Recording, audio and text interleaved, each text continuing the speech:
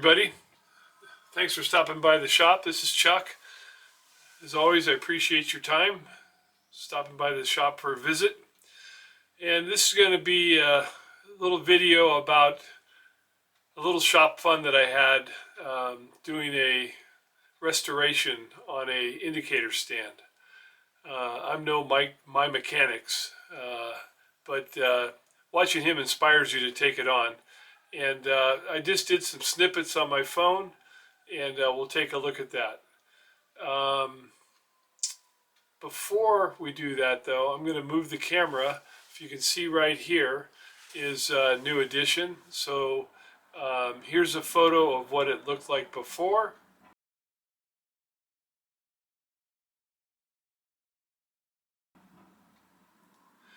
And I'm going to move the camera and see if you can get a view of it.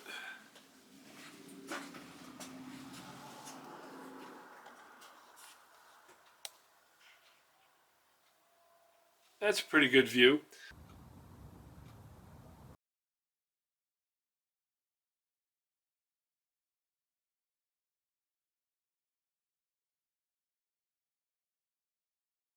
The little seagulling, and this is one of the items of a few, but a little cabinet here with glass doors,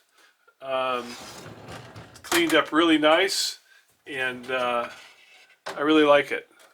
Even though it sticks out over the table itself here, I'm really happy with it, and it's a nice addition to the shop. My machine room here is stud frame, and if I had my druthers when I first started this, I would have sheetrocked the whole thing and not have all the stud cavities. Although the stud cavities have been useful as the shop has grown. But anyway, let me move the camera back here. So to get started on this, here's a picture of the indicator stand. It's a Mahr, M-A-H-R. It's made in Germany. Picture of the indicator stand when I got it.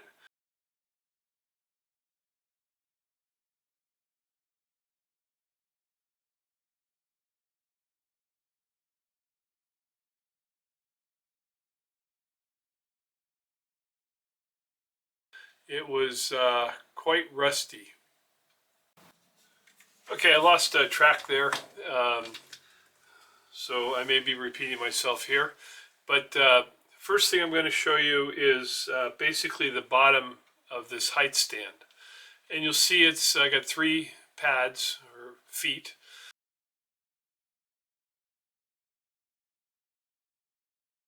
And on these 3 pads, I blued them up.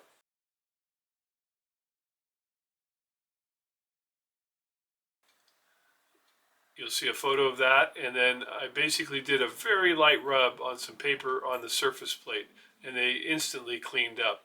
And here's a photo of that.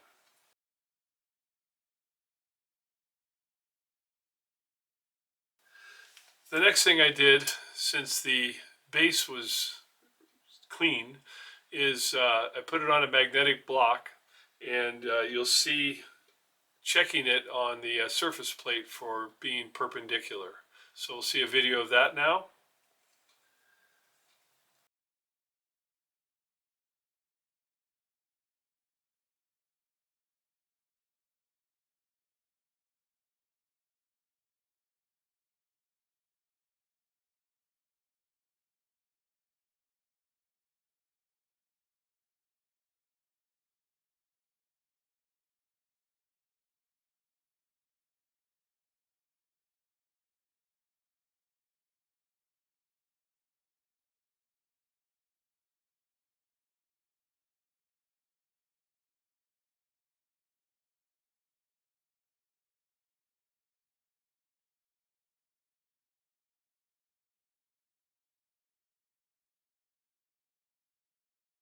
Okay, we're back from that, and in that video you saw the status of the post, and here's a photo of the post again. It had some rust on it,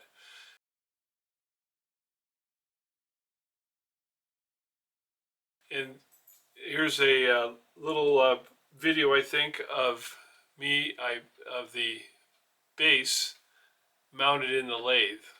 And when I had it in the lathe, I could spin it and go ahead and clean up the rust on the post.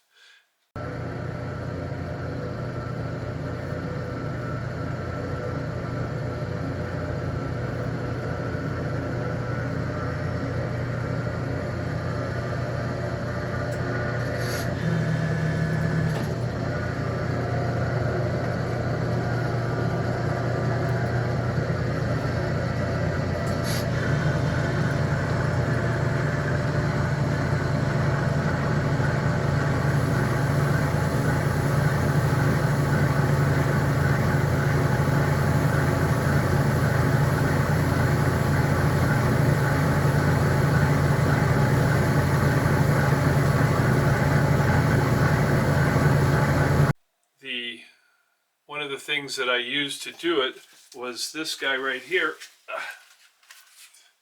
It's a pipe polisher, and I ordered a bunch of belts for it, and it just worked fantastic. I started off with just long emery cloth, and really wasn't making much progress, and this put just a heck of a shine on it.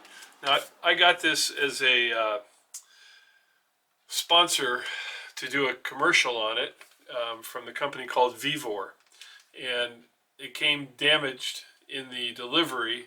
It was fairly minor damage, but it was the handle was broken. And I asked them if they wanted me to do a review, and they said no, you know, because basically I'm going to say, hey, you'd be pretty upset if you bought this unit and it came damaged. I didn't buy it, and the unit works fine. So you could always give them a try, vivor.com. I'd like to tell you about it. So back to the unit. So it was on the lathe. We shined it up.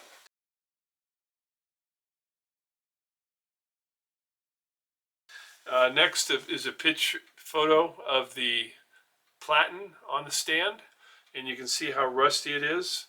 And that got a little visit over to the surface grinder. I actually tried pressing the platen out of the bottom of it, and it wasn't going to budge. And if I went any harder, I'd just break it. So I opted just to go ahead and set it in the surface grinder. And there's a photo of the platen all cleaned up after the surface grinder. Turned out really, really nice.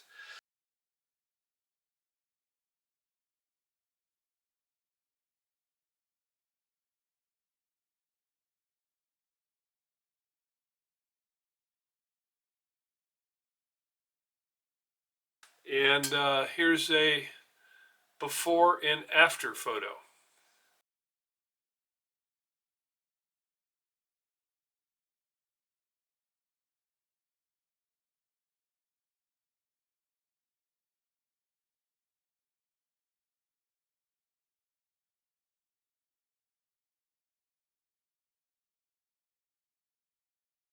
Now, we'll turn the camera here and I'll show you the unit.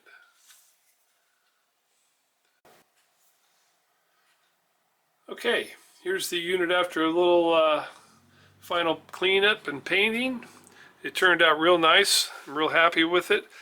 This is a decal that I managed to clean up and protect when I went to paint it. But all in all, it turned out real nice. Really a nice little unit. So that was some good shop fun.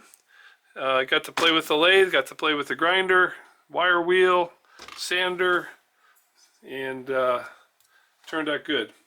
Hope you enjoyed seeing it, and we'll keep you posted here. I've got something else, another cabinet that I'll be moving into the shop, and we will get a picture of that coming up on the next video.